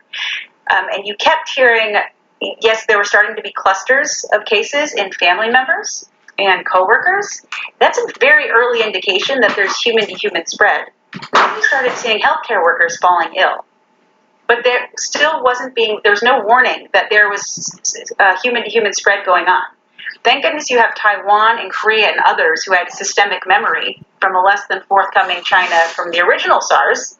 They weren't listening to what was going on. They shut down flights. They started screening all of the passengers. This was way before they even acknowledged there was human-to-human transmission going on. So it's a fascinating discussion, and it really dovetails with this other article that's here on the American Thought Leaders podcast, and they're revealing a lot of interesting information. So let me just add this next article here as well. The Wuhan lab leak theory. This is something that has basically been verboten for the past year. You talked about it. You were some sort of tinfoil hat conspiracy theorist. So how is this viewed in Europe and by media in Europe, this Wuhan lab leak theory that has completely shifted in North America? Well, I think in general, when you think about Europe, the European Union in particular, obviously not the UK anymore. The UK is quite ahead of the European Union, but usually what we see is you have the US charting a new course, a new understanding, then you have the UK following shortly, and then the EU will finally catch up, but it takes a bit more time. So I think it's been 2 weeks now that, for example, in Italy it's okayish to talk about this, and some media are talking about it and giving some attention. But exactly as you said, even a month ago, you were crazy if you talked about this. And I mean, I do agree. I think we're all serious people. I don't like conspiracy theories. So I think we always have to be very prudent and, follow the science, not come up with crazy theories. The issue was never allowed to be discussed, right? Even within the scientific communities. I mean, the few people that did, I've been following, for example, Jamie Metzl for quite a while, since last year, just because he made sense to me, This was not a crazy guy talking about conspiracy theories. This was just a guy saying, okay, there's a scientific principle which is called Occam's razor. So we need to look at every single option, and probably, what is the most simple explanation is that it actually accidentally leaked from this lab. That would be the most logical explanation. So obviously he said, and this is over a year ago, that doesn't mean that that's what happened, but it does mean it's something that at least needs to be discussed and investigated, right? I think we need to keep working, obviously aware of the fact that the CCP is never going to give us the truth. They're never going to give us the access necessary to really be sure.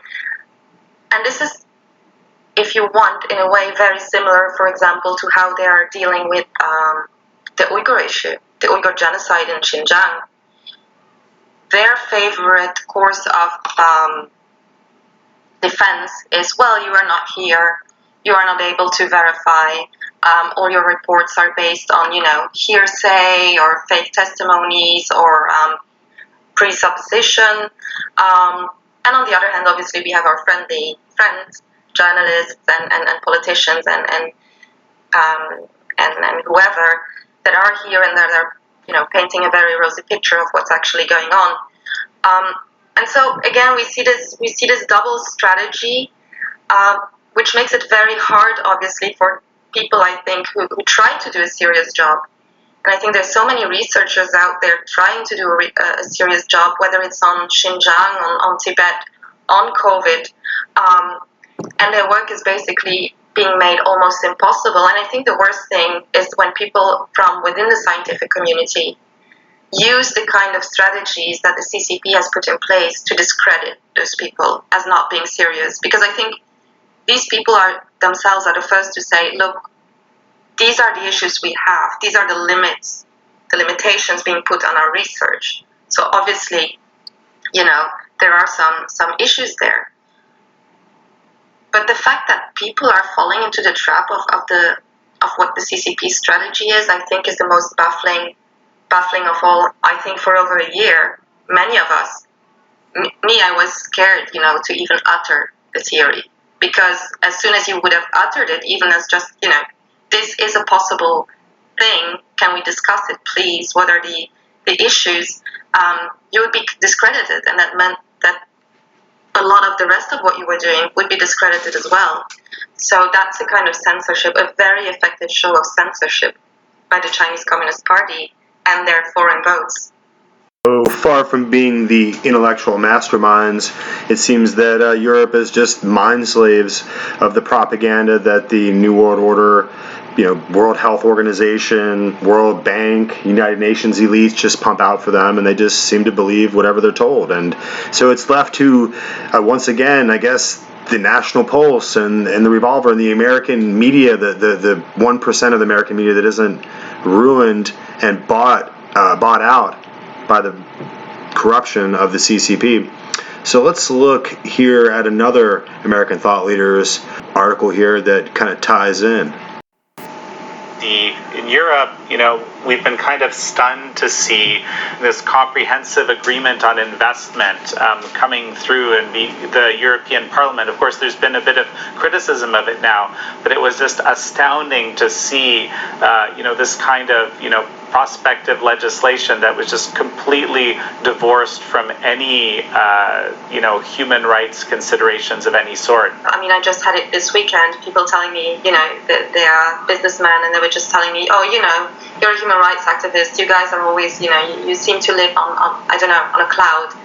Somehow, if you say you're a human rights activist, people tend to think you're, a hippie, and you don't think anyone should do business at all, which is obviously not the case. I always try to explain that actually human rights activists may be the most pro-business. I mean, we are just not so happy with people having exported jobs and opportunities to a country, where you can't compete. You can't compete with slavery, you can't compete with forced labor, you can't compete with endless subsidies by the state when you are living in a free market democracy where, we have the European Commission, the same one that negotiated the deal, that tells you that all those things cannot be done. Obviously, it makes sense. So it's about much more actually than human rights.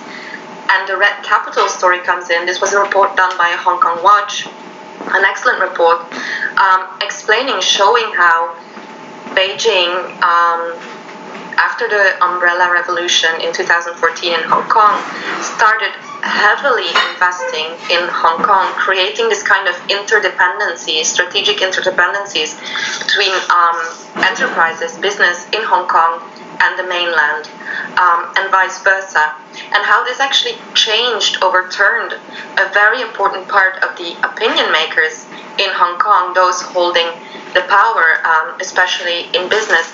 So obviously this, again, it's a warning sign coming, because if you create these kind of strategic dependencies also in Europe, and already we have them, okay, if we think especially in what is coming now, this kind of green revolution, we all know that we are so heavily dependent on China for the rare earths and all these materials coming in, right? I mean, I think 90% of the solar panel market in Europe is coming from China.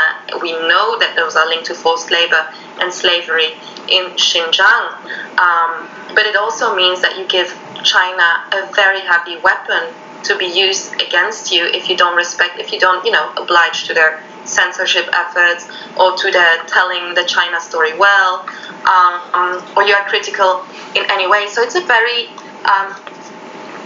dangerous game. And actually what we've already seen, if we talk about the CAI, this Comprehensive Agreement on Investment, I mean, the biggest promoters were Germany and France, and Germany obviously has some of the biggest companies working in China. I'm thinking in particular of Volkswagen, who actually has a plant in Xinjiang, and who has been, they just said it. Oh, we cannot be sure 100%, that we are not participating in this forced labor scheme, but we'll just keep operating here as long as it's economically viable. So I think, as a human rights activist, but also as a European citizen, I'm asking, how are we in any way benefiting from this, other than being all, in a way, linked to the horrors happening in China? And there I'm thinking especially of the green economy industry, because under the recovery plan after COVID, we are going to be spending so much public money, tax money, so we've all contributed to that, on this green transition. But if that goes hand in hand with massively importing from China stuff that's been made with forced labor, with oppression, I think that's horrible, because that's the worst appeasement possible, right? So I think she's absolutely right. We can see that the European Union is being directed into this kind of debased and perverse relationship with the Chinese Communist Party. And the Chinese Communist Party has, since 1949, like we were saying, just after the creation of the State of Israel in 1948, has been enslaving like an awful parasite and criminally abusing the Chinese people for profits for many, many, many decades now. And it's time for us to call it out. It's time for the wonderful and amazing heritage and traditions and ancient and wonderful ethnic culture of the Chinese people to be saved from these communist transnational criminal organization there that is controlling Beijing. So in order to kind of take this a little bit farther, let's once again listen to some of my recent listening, the information I've been dealing with here, and we'll take a listen. This is the Mike Gallagher Show. I am concerned about how Joe Biden behaves towards Vladimir Putin. And for the last 4 months, he has been pathetically weak. I think we owe a great debt of gratitude to science. Science has helped ease the suffering of this pandemic, which was more than likely caused by science. I hate to burst Sleepy Joe Biden's bubble here, but we're 75 million plus strong, and guess what, Joe? We're not going anywhere. Now, from the ReliefFactor.com studios, here's Mike Gallagher. Good thing Jon Stewart doesn't have a show anymore, because they'd have tried to cancel him if he did. Holy moly. What an extraordinary night of television with Jon Stewart sort of putting Stephen Colbert in his place and saying the Wuhan lab obviously had something to do with the Wuhan virus. I mean, the left is going crazy. Washington Post, of all places, the Washington Post, sort of condemning Jon Stewart. Celebrities shouldn't have opinions about things like this. All of a sudden now they're going to get prickly over celebrities with opinions. What a load of hypocrisy we see from the left, day in, day out, non-stop. But I am really focused today on something that I've heard over and over again just by watching Tucker Carlson every night. And that is that evidently a number of people who went to the Capitol on January 6th and have been charged with breaching the Capitol, i.e. trespassing, I guess there's still people in jail from that. I mean, don't take my word for it. Here's the FBI director. This is cut number 8. FBI Director Chris Wray, in front of a congressional committee, and Congressman Bob Gibbs, a Republican from Ohio, asked a pretty important question about the status of many of the trespassers, and I guess rioters, although I don't know that it's clear, but people who were engaged in the January 6th riots, who are evidently still languishing behind bars. Listen to this. Has there been any insurrection charges? I don't believe so, but again, there have been close to 500 cases, and you know, but I don't believe so. Have been people been held in jail since January, or since their arrest, on trespassing charges or minor charges? Are they held in jail without due process? I don't believe anybody's been denied due process, sir. Do you hear that? Do you hear what first of all, no one's been charged with insurrection. Wait a minute. I thought the media declared January 6th was a massive insurrection, so much so that it dwarfed Pearl Harbor and 9/11 combined. There's absolutely no doubt that according to the mainstream media, January 6th at the Capitol was an insurrection. Wait a minute, FBI Director Christopher Wray. No one has been charged with insurrection? Not one person? Furthermore, are there people still in jail? Denied due process? FBI Director's answer, I don't believe anybody's been denied due process.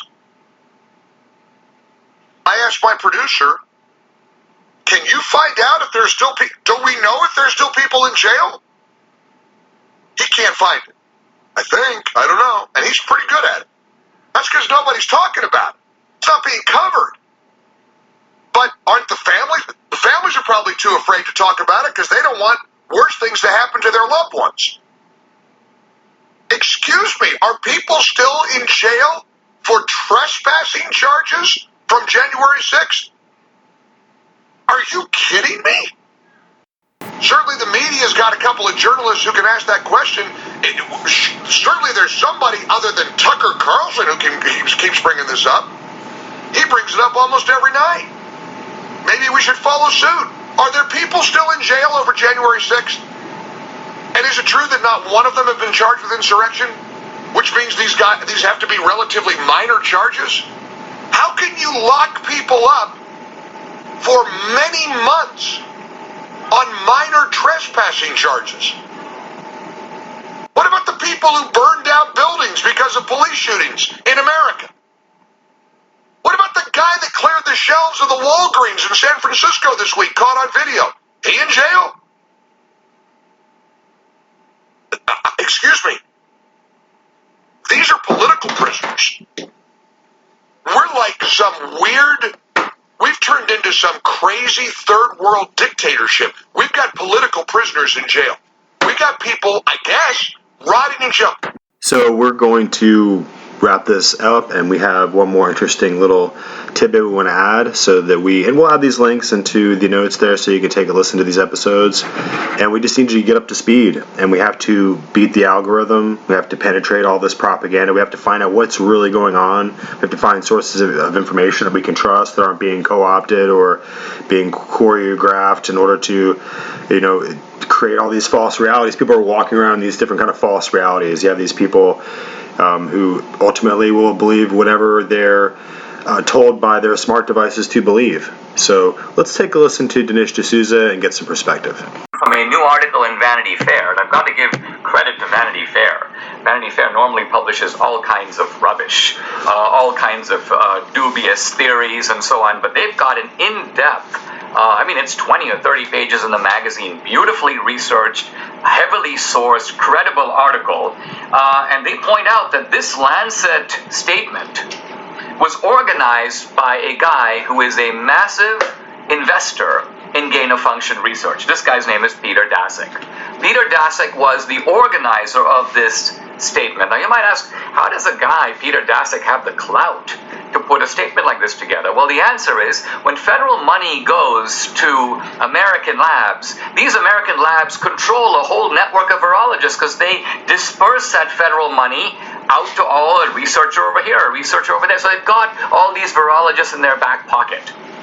Now, another guy who's very actively involved in this gain-of-function research is a guy named Dr. Ralph Baric. Dr. Ralph Barrick is the guy who was the direct beneficiary through his organization called Eco Health Alliance. He was getting the federal money. And Barrick was the guy basically working directly with Wuhan. So this is another guy who's in the front of this, another guy who has a direct self-interest in it. And so Daszak and Barrick are the two guys together, in a sense, organizing this statement. And here's where you know that their motives are malicious. Why? Because Daszak emails Barrick, and he goes, "No need for you to sign the statement, Ralph." And I'm now going to quote him. He goes, "You and me should not sign this statement. So it has some distance from us and therefore doesn't work in a counterproductive way." What he's getting at is, let's put all these frontman, other virologists out front. Let's keep your name and mine off the signatory list. Why? Because that way there will appear to be no self-interest involved. These virologists were speaking objectively with the authority of science, whereas in fact, the two guys organizing the statement have a direct self-interest. They're the ones getting the money. They're the ones that the blame would fall on if there is blame to fall. And Barrick agrees, by the way. He goes, "Yeah, I'm not going to sign it either." He goes, "Otherwise it looks self-serving." You know why it looks self-serving? Because it is self-serving. So Barrick ultimately didn't sign the statement. In the end, the other guy, Daszak, did. But we now know why they put it out. So this is only the sort of beginning of the story. One other tidbit for this segment, and then I'll go into this in more depth.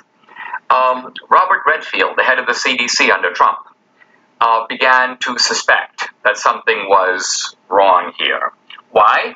Because Dr. Redfield got a call from a Chinese scientist, a fellow named George Fu Gao, head of the Chinese Center for Disease Control. And this guy told Robert Redfield, "I've been looking at these cases and this meat market explanation makes absolutely no sense." And so Redfield went on CNN and he said, "You know, I'm beginning to suspect that COVID-19 may have come from a lab." He does this in late March. Now, very interestingly at this point, Redfield says he started getting death threats. From whom? Not from random activists, not from Antifa people, from scientists. Scientists began to call him and threaten his life, if you can believe it. So what this means, really, is that, and a couple of these people, Redfield says he knew they were his friends. I'm now quoting Redfield in Vanity Fair. "I expected it from politicians. I didn't expect it from science." So what you're getting at here is that there's a powerful scientific establishment and lobby that gets huge amounts of taxpayer money. And all these people felt threatened because they were sort of like nuclear scientists who are trying to cover up a nuclear accident. It's extremely important for them to go after people who point the finger of blame at them or who point the spotlight toward them. It's extremely important for them to shut those lines of inquiry down. And then there's, of course, the deeply corrupt role of digital media, because the digital media moguls were in on it. If you just look at the Fauci emails, look at the extent of his connections to Chris Cuomo, for example, at CNN. Regular emails to Cuomo. Look at his connections to Bill Gates. Look at his connections to Mark Zuckerberg. And you ask yourself, what's Fauci doing exchanging information with Zuckerberg? Well, the answer is Fauci realizes that part of the way you control this narrative, part of the way you keep blame away from the scientific community that's directly implicated here, is you cultivate powerful friends. You put on your lab coat so they all get the idea that you're just speaking for science. They all obviously want to be, they want to be helpful, they want to do the right thing, and so you convince them that doing the right thing in this case is shutting all your critics down, banning them, pulling down their posts. And Facebook, as we know now, pulled down tens of millions of posts that were raising legitimate possibilities, legitimate debate on the biggest issue in the world, an issue that's devastated the world economy, an issue that's actually propelled China's rise to a virtual status of a competing superpower with the United States, that's destroyed lives, that's put relatives in graves, that's shut down our lives, that's subtracted almost 2 years of our lives. All of this, it now appears in retrospect, was done. Why? To cover up the culpability of a small cabal, well, not so small, of powerful people in science and in government and at the National Institutes of Health and also in other places in the U.S. government.